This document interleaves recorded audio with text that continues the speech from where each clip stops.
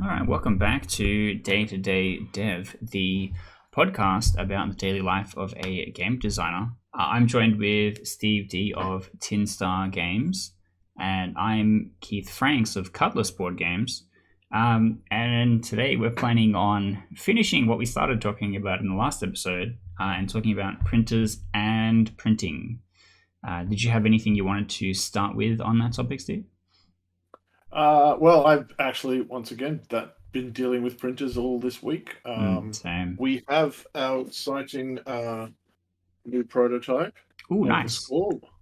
So we're really happy with the box, but there's always little things, and that's why you get a first copy prototype.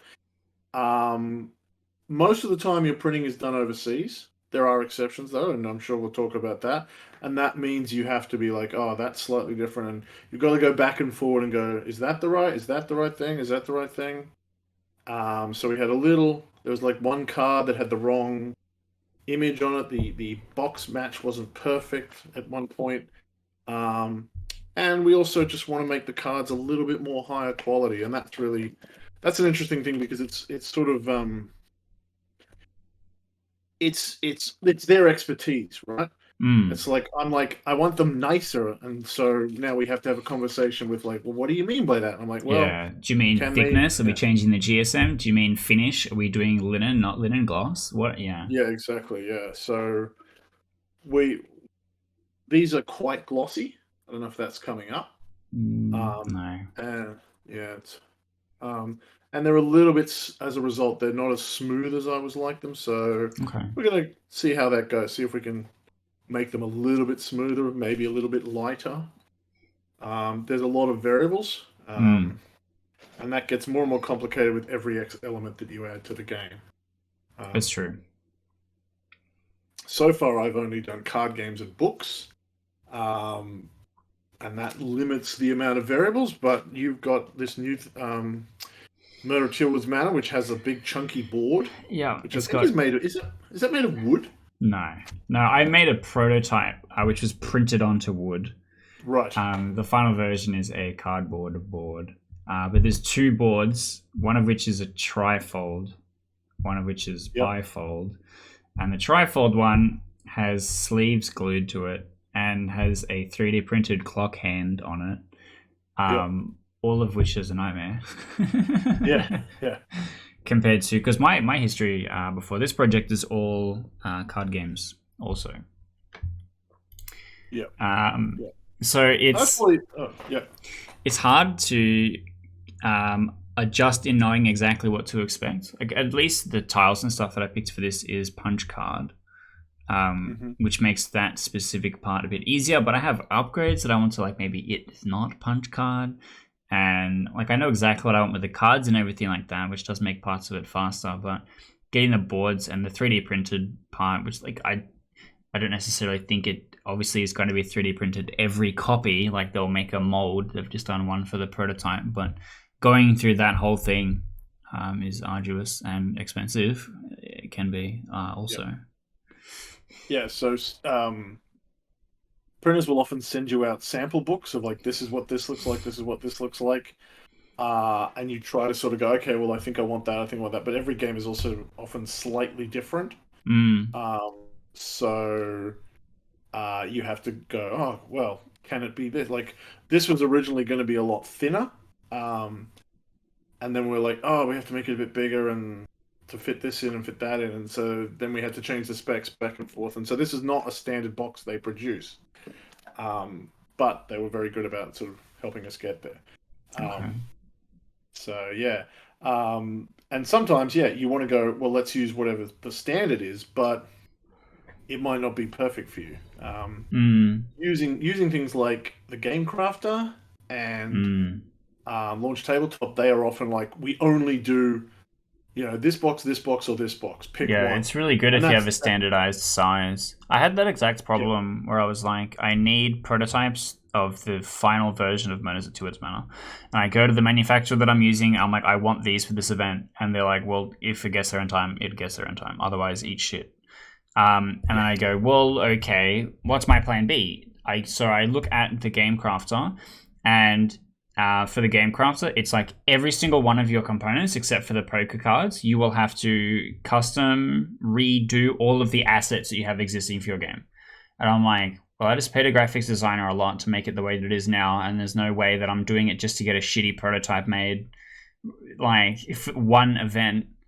And it's same for launch tabletop, because they're like the exact size that we have for this stuff is not the same as what your game's going to be. So I'm like, well, what's the point? Yeah, for me to bother with that. Whereas normally I'm like, hell yeah, I'll get my poker tuck, I'll get all my cards done, and it's fine. But it is tough. Yeah, so if you're making your first game, if you want to limit the amount of details you're doing, try to look at what standard printed things. So the very first game I made was 72 cards in a little tuck box, because that was really easy to communicate. The rules were a tiny little piece of paper as well, and that just meant that I know what a tuck box is. They're the boxes that have the little tuck in top, and 72 cards is a pretty standard thing.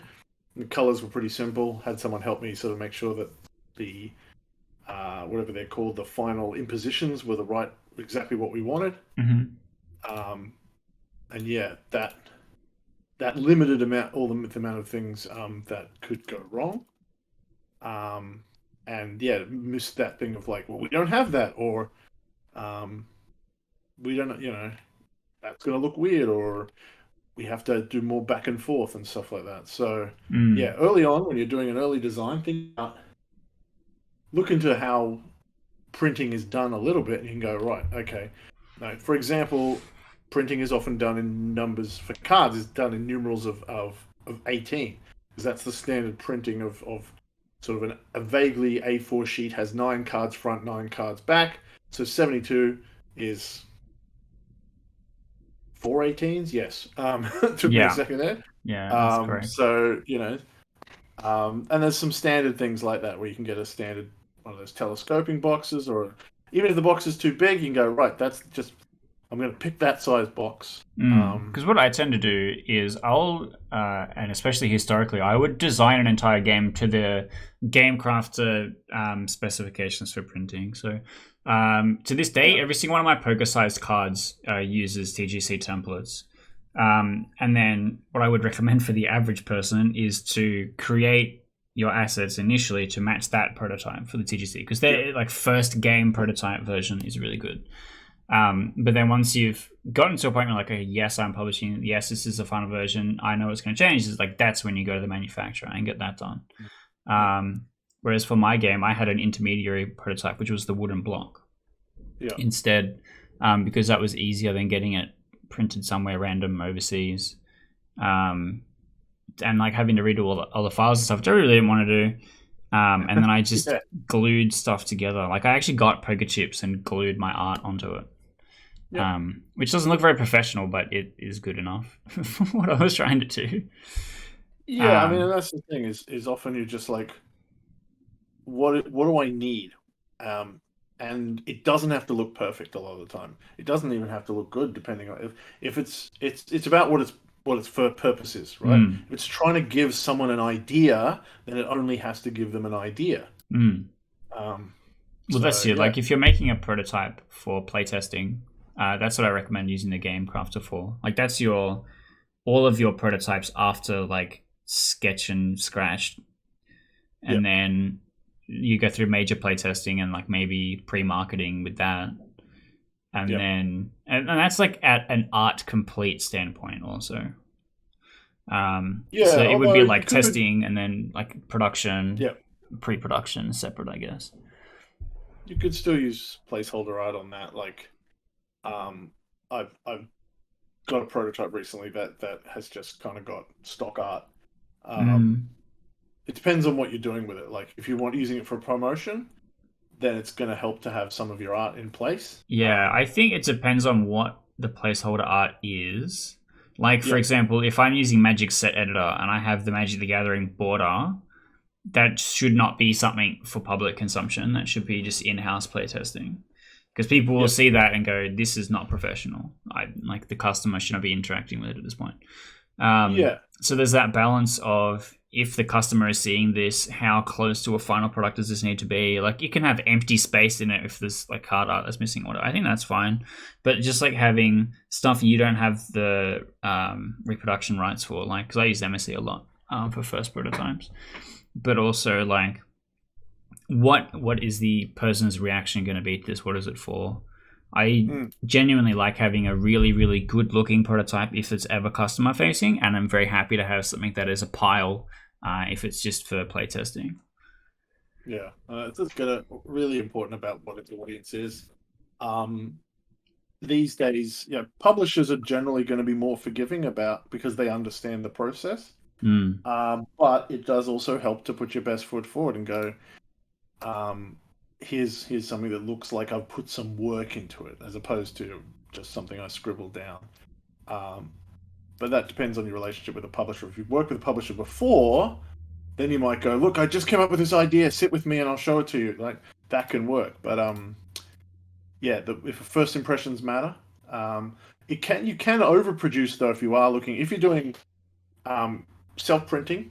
It's fine. Self-publishing, I mean. But if you are trying to pitch it to another company, you can overproduce, in the sense that, if you've done all the art and they're looking at your game, they'll be like, well, we want the game, but we don't want the art. They might be like, we're going to change the setting, or we're going to use an internal artist or something.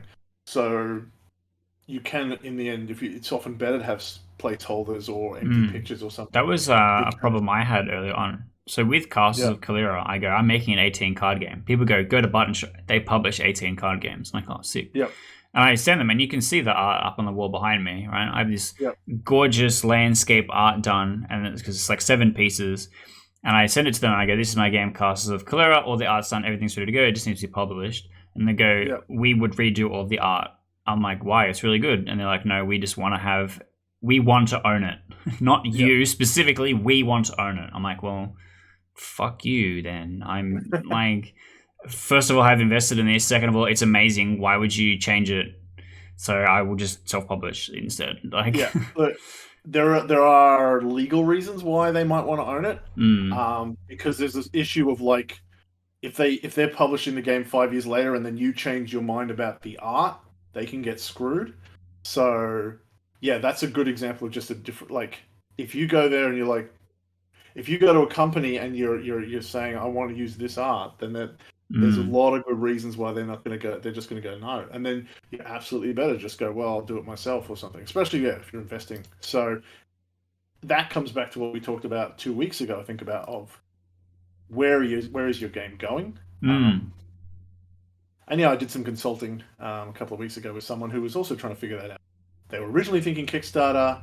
And so they were doing a ton of art, and then because they're an artist as well, and then they were like, no, we've changed our mind. And I'm like, okay, well, bad news. You might not be able to use that art, and you might not want to show it off in your prototype that you're pitching to these people. However, you can, because if you've commissioned art for your own use, you own the copyright, you own the reproduction rights. You pitch that game, it gets published. They don't use that art. You still own it, and you can use it for another project. That's right. You can use it for another game. So it's not wasted. It's just in my specific circumstance, I was upset because I was really proud of what I had built and how it had turned out.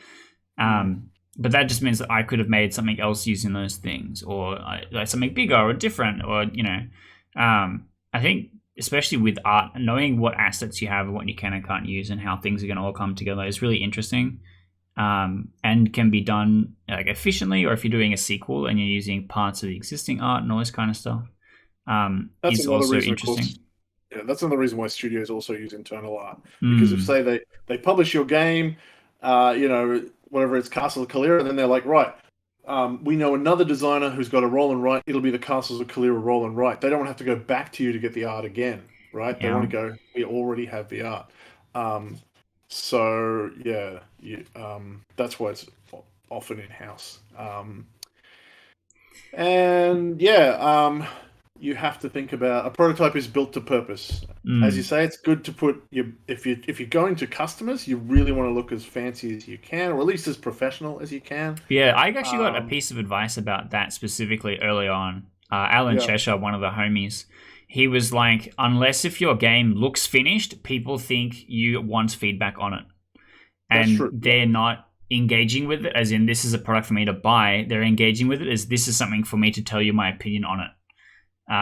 Which is like you pick which one you want, right? Like if you are looking to get feedback for something, make it look like that. If you clearly don't want it, because you're like, I'm going to Kickstarter, this is getting manufactured this week, and you show it to someone and they go, oh, why didn't you change this? Or have you thought about this thing? You're just like so mad in that moment. Yeah. It's funny though. You will still get some people who slip through that net. They'll be like, they'll look at something completely finished and go, "Oh yeah, but it should be about dragons," and you're like, "It's so finished. Why? I don't care." Yeah. But that's just how people are. And yeah, but it is a good thing about what your prototype looks like will determine people's reaction to it. And very much of like, oh yeah, well, you must want feedback, and that's also true about how it is sort of. It's not just the physical thing, but how it's presented. So we have these events at PAX, which are run by local designers. Local publisher groups like the TGDA, and they have things where you're in a sort of pseudo booth. There's things when you're in an actual booth, and there's things when they're sort of in a design table of playtesting and showing off. And a lot of people arrive in that last one with different levels of, or even the others with different levels of quality. And sometimes they're like, oh, I thought I was showing off something really rough, or I thought I was showing off a finished product that hopefully people might buy. So as well as figuring out what your prototype is, you've got to figure out what is this event for? Who is the audience? How is it being presented? And so that you understand the expectations of people coming up to the table. And if you don't, you need to ask them or manage it by presenting to them. So like, hey get guys, someone to clarify. Yeah. This is really early in the prototype stage. It's really ugly, but I'm looking for feedback on this and this, Please ignore the terrible art, or, I often, if I don't have art, we use images people already know and recognize, because that gets a bit of recognition and a bit of a laughter, and sort of go, yeah, look, obviously I'm not going to use Disney because they would sue me, but that helps you. That's another way to sort of flag that I'm not publishing it as it stands. So yeah, you can have a bit of fun with that and go, obviously this isn't a legitimate game ready to go because I've got a lot of Disney art in it or something like that. Yeah, coming back to the events bit, because I've done collaboratory, which I would argue is the furthest from published tier, which is run by the TGDA, and I've done showcase, which is closer to published, is being sold. Like they're not super clear about this, right? But I did collaboratory with a game that was pre-Kickstarter. It like launched within a few months or something. And it felt like what I had and what some other people had, like some things were like sketchy and stuff like that. And mine was like pre-manufactured. I think mine was a TGDC prototype, but I think it had all finished art, right? And then like going into the showcase, I had a variety of different things, right? But then there was people that had complete stuff, and there was people that had incomplete stuff, and there was people that were selling things at the table. And so one of the problems that we have at PAX is trying to figure out exactly who is for what where, like what table is for whose thing, and what you are like trying to get out of that thing with your product. I don't know if other places do it better or if they're more transparent. Like I imagine a proto spiel would be like, okay, prototypes, like it's a bit more obvious. But like really getting the clarity and figuring out what the audience is expecting from you in an area, or what is like your end goal in taking something to an event, because some of them can be really expensive, especially if it's in a different state, and we don't get a whole lot of events in Australia, just in general. So I think in an early stage of an event, it's okay if they get things a little bit wrong, but if they've run it a few times, they should be able to go, this is what we expect. Or if they can't, you have to be ready for the fact that it's lots of things. Sometimes often events have to pick between, we're going to do one thing really well, or we're going to try to appeal as many people as possible. And yeah, in the latter case, you have to work hard to go, okay, well, since I don't know who I'm getting and who's going to be next to me and how they're going to look, I have to figure out how to manage my expectations. Well, for PAX, right? PAX takes submissions. and Yep. picks the people that are going to be doing the things based on those submissions, like same as panels and stuff, right? Yep. So in theory, there should be a regulatory body that is like, this is what we expect, this is the level of how published it should be, or whatnot. And whether or not that comes down to you self-regulating from seeing what their submission guidelines are, or them receiving your submission and going, okay, actually, you've submit to Showcase, but you should be in Collaboratory or something like that. Would make sense. Yeah, that could help. Yeah, and the TGA sort of works with PAX, but they're a separate thing, and so they just like take sort of everything else in the Collaboratory. Yeah, so that can be it can be tricky, and it does conventions can be really, really different. I was actually just working with a convention that's happening in about a week in Queensland, and they originally approached us like, "Hey, do you want a booth here?" And we're like, "Okay, we probably can't afford that. We can't get up there, but look, there's a local GM. They'll show up and run our games." And then they went, "Oh no, we're not doing that. We're not that kind of convention." A retail convention, not a... Yeah, they're just going as much as possible into selling and showing off merchandise. So they don't have a play area yet. They may in the future. So then we had to go, okay, well, can we sort of, will you even have copies of the score there in time?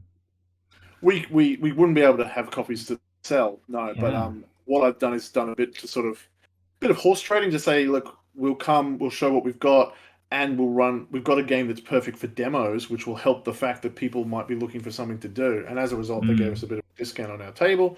And so that's a thing that you can do sometimes, is try to figure out. Okay. But yeah, cons can be really different. We sort of just call them all conventions, but they can be so different. Like, we've also got Icon coming up in Easter. EYE. EYECon just happened. Yeah. Sorry, a few weeks ago, and it's all play. It has almost no sellers. But some years, then a bunch of people will show up to sell, but it's usually not. And yeah, if you're finding out about an event, especially a new event, you need to go, what is the purpose of this event? What is the audience expecting? Who are you catering to? And there's convention is a big what's that called for, like a umbrella term? Yeah, an umbrella term. Yeah, and they can be very, very different. Because in my eyes, there's retail conventions, there's trade expos, there's lots of different things that it could be specialized into as an event.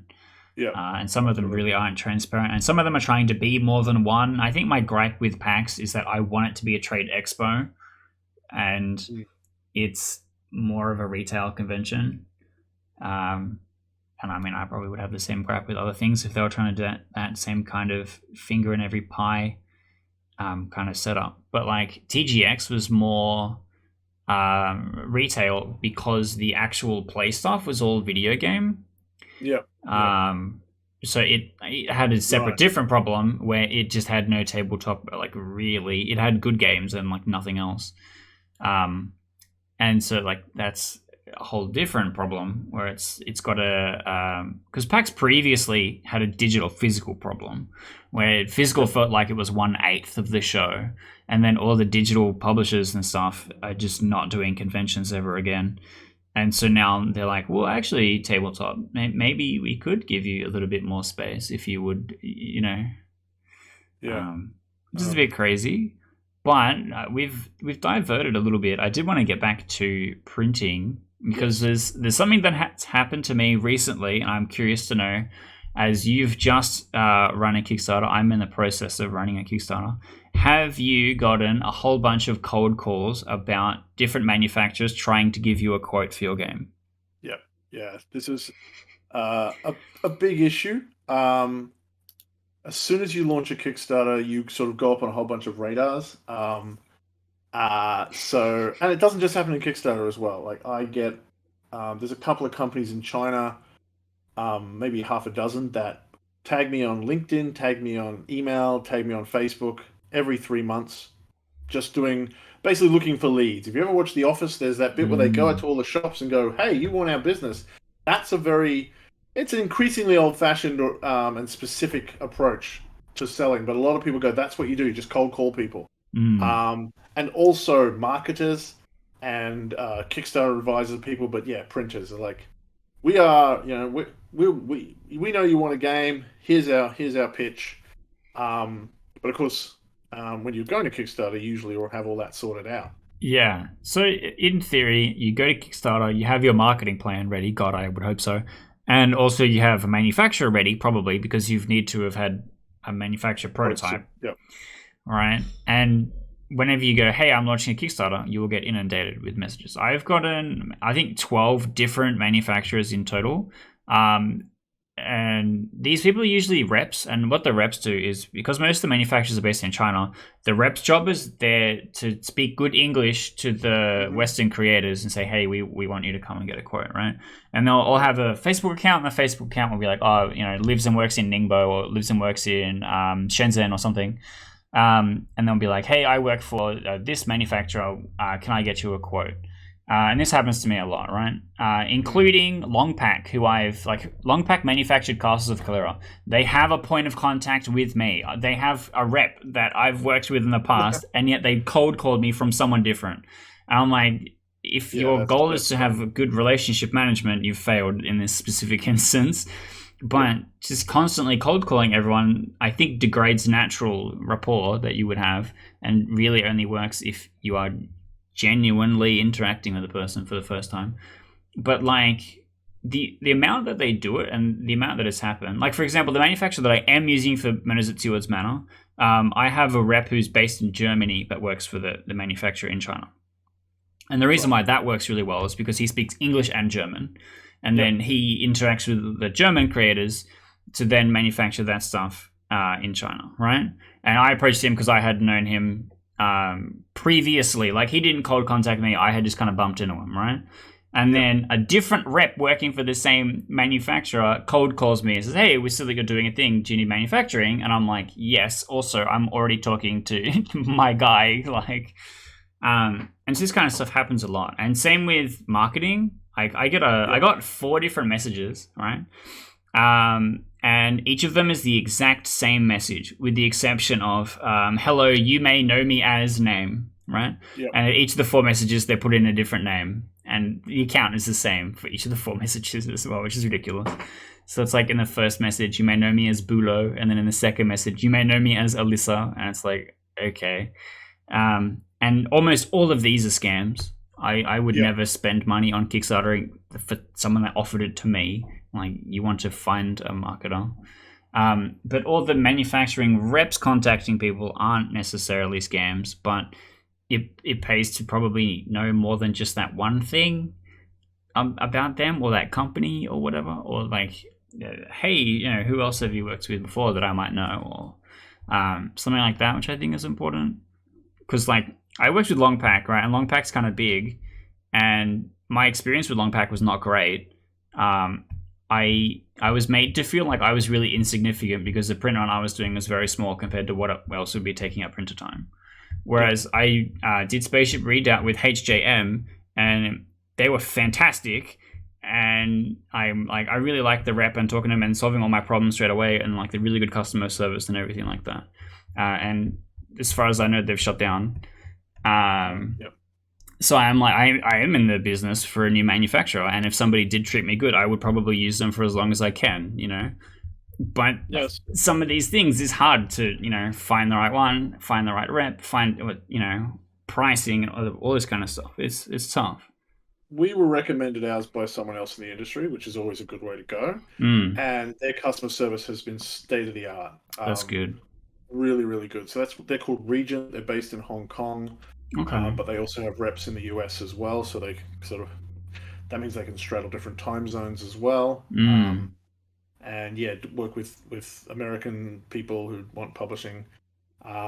So we've been very happy with them. But I don't know how deep their catalog is for board games, because we originally went with them for books. They certainly do a lot of stuff, but they are not sure if they have every fancy thing that's on the Game Crafter. But you raise the point that it really is important to have a sense of trust with these people because, as I said earlier, it's over there and you can't get to it and you can't see it. You can't walk around the factory. And it's thousands of dollars also. Yep.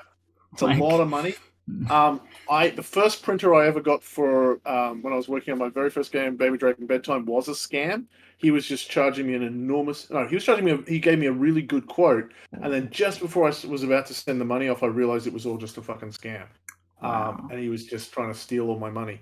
Okay, I have not had that problem. I had a deposit with him, but he was just like. So that's when I changed to another company, and they occasionally get back to me like every year going, "You have more business for us?" So like, no. That's kind of hype though. And I've had similar things. I've had a few reps that would just message me random stuff. Like the rep that I had for HJM was like, "Hey, I was hanging out the other day and we had the Dragon Boat racing. I took some photos. Do you want to see?" I'm like, "Yes," but also, what? yeah. I mean, but that's great. You do want to be someone who likes your game and believes in your game. And a lot of people try to fake that, but you can't. Well, you have to fake it really well, maybe. As I say, if you can fake authenticity, you're fine. Well, that's the thing. Like, if they understand enough about the board game industry and board gaming in general, like in theory they should be, if they're around it constantly in the manufacturing, then it shouldn't be too hard to have an understanding for what the product is going to be, or what the product. And if you're a rep, like, you should clearly, this should be your passion. So it can be hard interacting with these people, especially because a lot of them are English as a second language, English as a third language, and you're trying to communicate something that's incredibly specific, because it's your product, like, as I say, like, it's not always just cards in a top box. Make these cards nicer. It's like these are very, very soft concepts, and it's it requires good language skills. It requires someone who can sometimes speak to you on a phone, or a video conference, so you can go over it. Do you ask for video content from your manufacturer ever? I haven't asked for it, but we always ask for lots of photos. Okay. Occasionally, I think one time they should have showed us, but I can't remember what it was for. But they haven't done any of that sort of. Because I do that every time. I normally just get photos. So for castles, I have a bunch of photos of scared employees punching everything together, which is kind of hilarious, personally. Yeah. Because the whole thing wasn't cut from sheets; it was hand assembled in long pack, which is why I was really confused. But then also for my latest game, from Murders at Tewit's Manor, they sent me a video of all the components completed being put into the box before they shipped it out to me. So I had 2 weeks of knowing what everything looked like exactly before the box actually showed up, which was really helpful and exciting.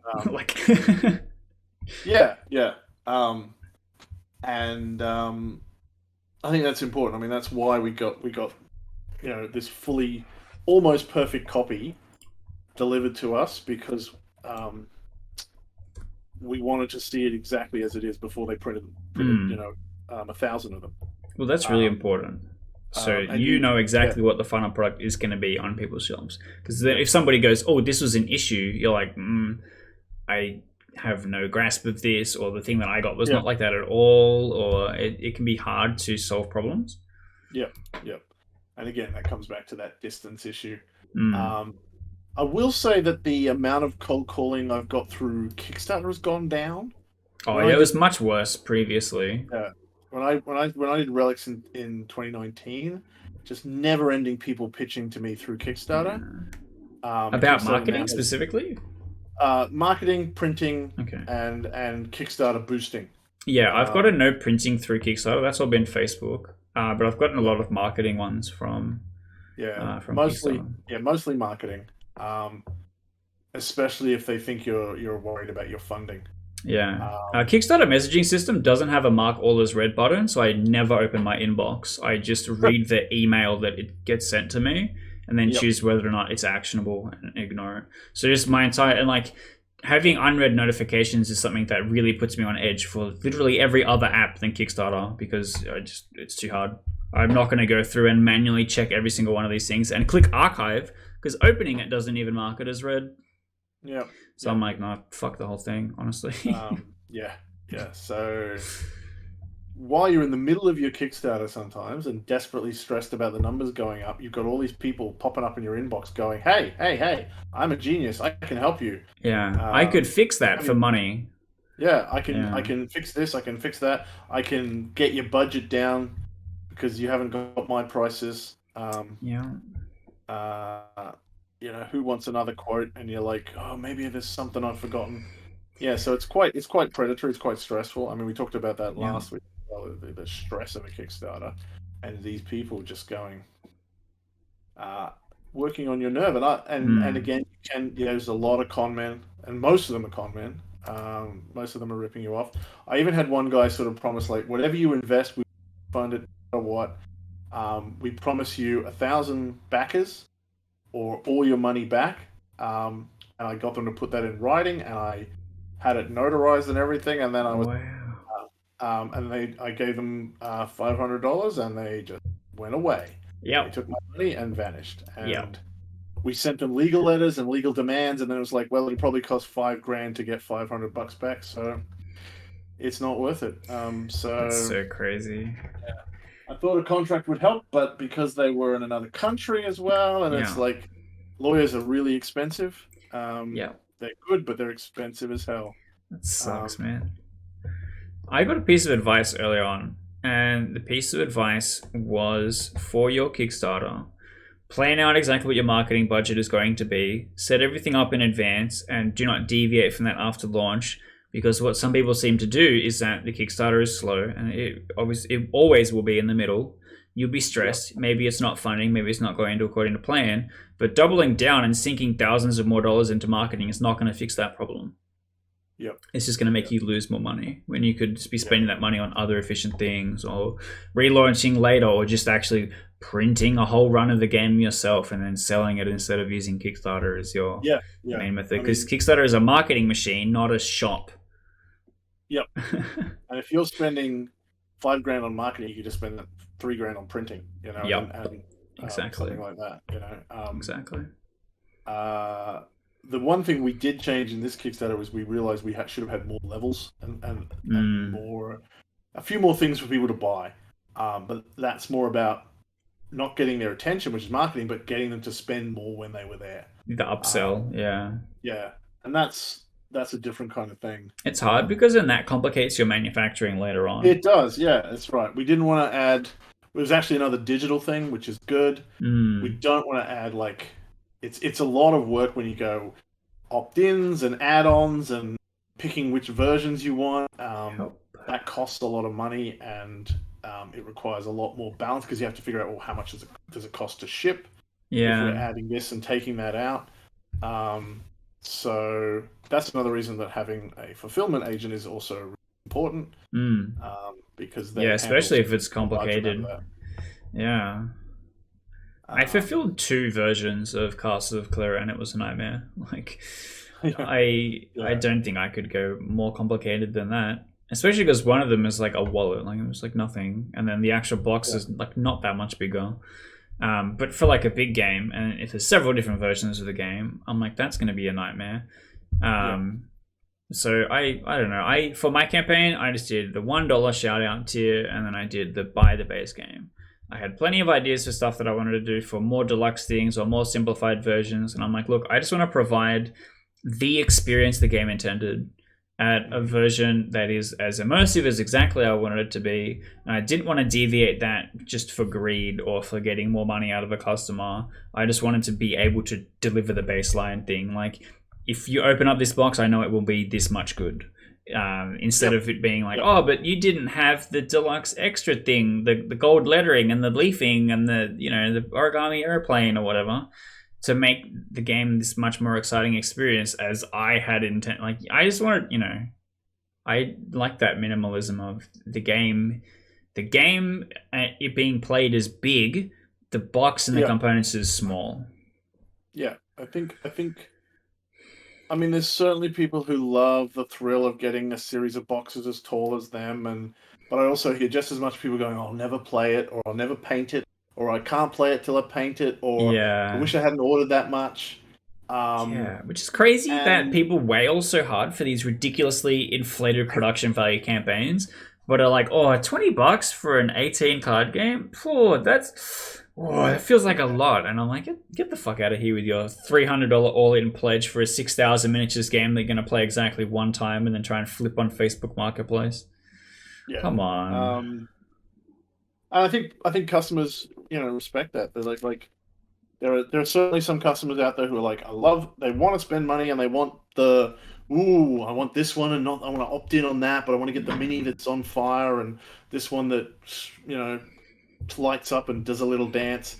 And those people will go to Simon, and unless you can do, spending hundreds of thousands of dollars, you're not going to be able to compete in that. Mm. So there's no point in trying. It's not like, if you made a short film for a couple of $1,000, you wouldn't go and put it like next to Star Wars or whatever the fuck, because there's different kinds of audiences, right? And people will go, well, that's okay. I want to see an interesting, I'll watch it on YouTube, or you'll just put it on Tubi or something, and you can sell it in a different way, and you can find the right audience and not try to go, this is a Marvel film, right? That costs $40 million or $100 million to make.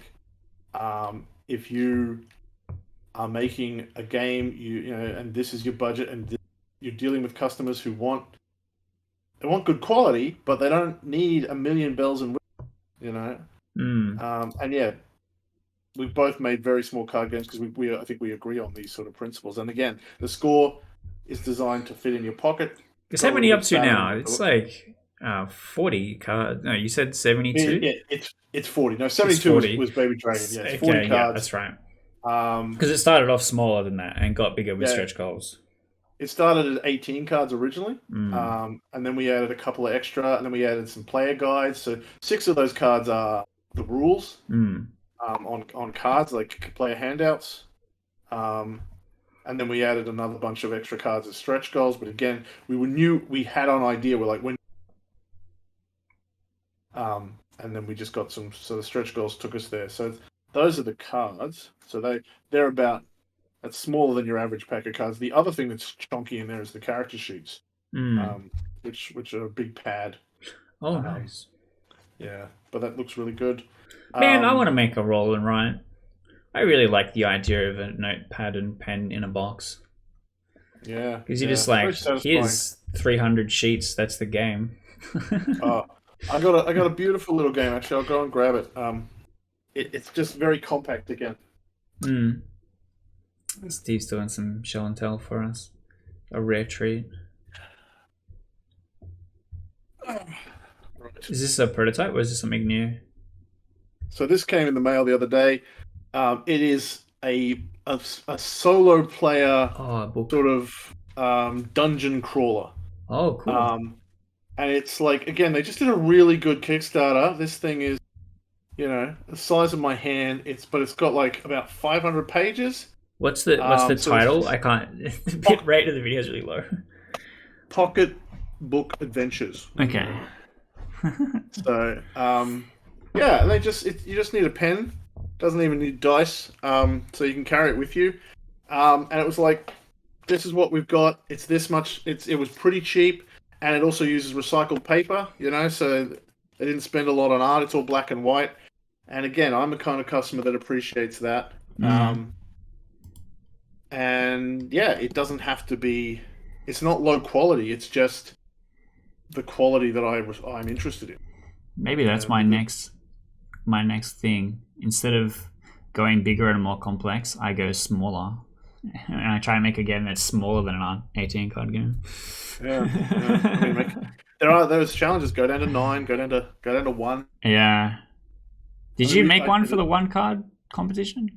No, I couldn't come up with anything. But the score was originally for actually a button shy thing. We were trying to do an 18 card RPG. So yeah, look, simplicity is key. I think it's really people sort of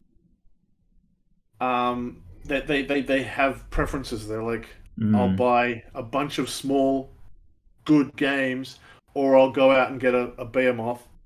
And you Yeah. can pick. The game market is big enough now that there's types of consumers. Yeah. Well, that's There are people true. who go, Because there's probably like a graph, right? And the graph has yeah, got like light party at the top with your games like code names, like where words like maybe slightly further down, you know, like in yeah, like this being light complexity, this being heavy complexity.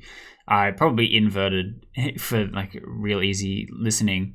And then on the complete other end is like your TI4, mm, your 4 hours minimum play, not including setup, kind of yeah, kind of thing. Where if someone says, "Hey, do you want to come over and spend a day playing this game?" yeah. I will say no. Your Gloomhavens and your Mm, Frosthavens and your things yeah, that like exactly. and but again, those ones can be like your Gloomhaven is is a big freaking heavy brick, but you'll play it for 2 years.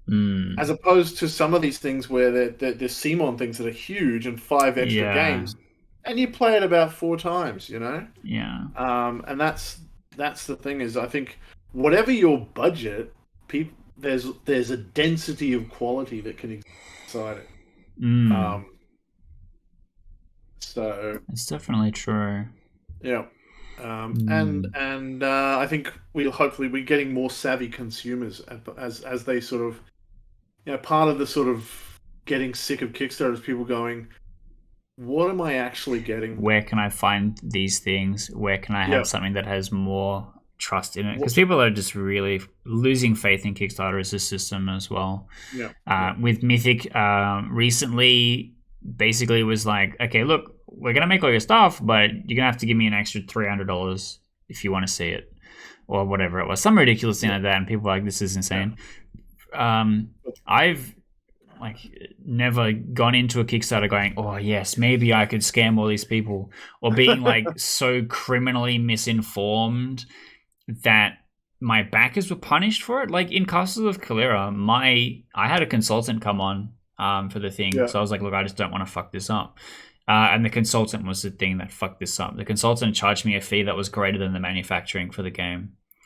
yeah, And that had an insane impact on me, the creator, that was at no point passed on to the backers. Um, and so it's crazy to me to see that something like a big company that has lots of backer trust, or in theory should, because it earned all this money, will do this kind of stuff. And then people are just eroding trust with the Kickstarter system in general.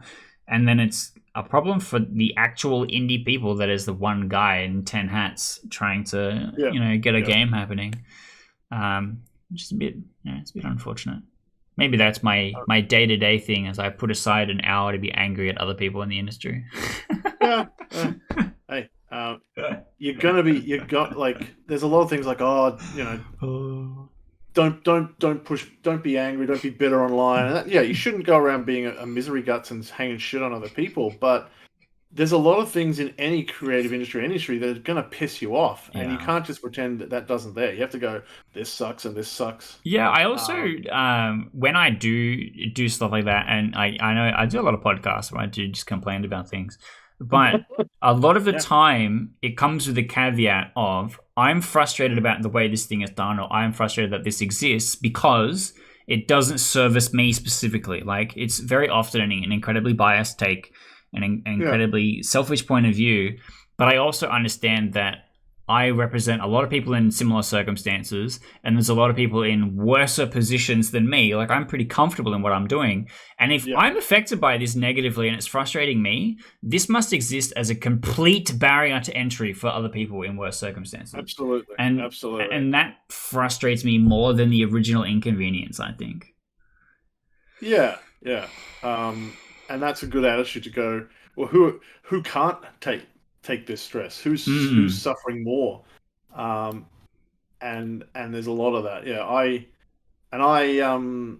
think about like I watch this sort of the same sort of and listen to the same sort of podcasts of people who are amateur writers and novelists and filmmakers and stuff, and they're always talking about these are the problems in our industry. Mm. Because they're trying to tell the people who are coming in, this is what you're going to have to deal with. This is how I got around it. This is how I'm able to make a living. But obviously, there's these forces working against me, and they will work against you. And yeah, it's good to just go. There's some of these things that just suck, or they could be better, or they're going to get in your way. And let's think about. We might not even have a solution, but we can just go. Well, this sucks. Yeah. And well, that's the nature of the business. We both live in the wrong country for this career. Yeah, exactly. And so that's something we always talk really about. Shit that's the way that is like phrased, right? It's not that Australia could be better at stuff. Like, it's so bad that we're in the wrong country entirely. And there's things that we're doing to help other people and make things better and create a scene, but the Kickstarter demographics breakdown of the tabletop kind of section is like 70% US and then like 30% Europe. Australia is like 0.4 or something ridiculous. And like even just like super locally for me, right? In my local precinct or whatever county, there's it's pretty dense. I'm in like one of the bigger areas, and it's in a pretty nice. I'm talking like South Sydney, right? It's pretty well off financially. We have one board game store, really two, maybe. One of them just shut down. But there is no local meetup and play board games events. If I want to go somewhere and play board games, it's in the city or more northern, which is insane to me. So that's minimum travel distance, an hour and a half for me to see another board game event. And I'm close to the city, right? What some people don't understand is in Australia that where I am an hour away from something is very close. In America, you drive for 4 hours, you're in the next state in any direction, pretty much. Yeah. Right? And there's 10 board games on the way there or whatever. There's you could drive for 4 hours in any direction and hit a convention that has board games at it. In Australia, there is one convention a year that is of any kind of equivalency, and I complain about it every time. So, these are the kind of things that we're dealing with here. But we have to just do the best that we can. And sometimes that is using what minimal advantages we get, like being slightly closer to China. And that gives us some advantages in shipping, in like if we're servicing to a lot of Australian backers, we can get a better shipping deal than the US would get. They're in a closer time zone to us, which helps out with some of the communicating, which obviously we have the opposite problem for the rest of the planet.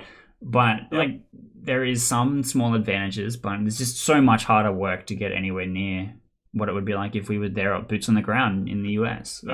It's frustrating. I was talking to a friend of mine who's just started working on an RPG with like some of the biggest talents in the industry, and I'm like, "Oh, how did that happen?" He's like, "Oh, we were just chatting.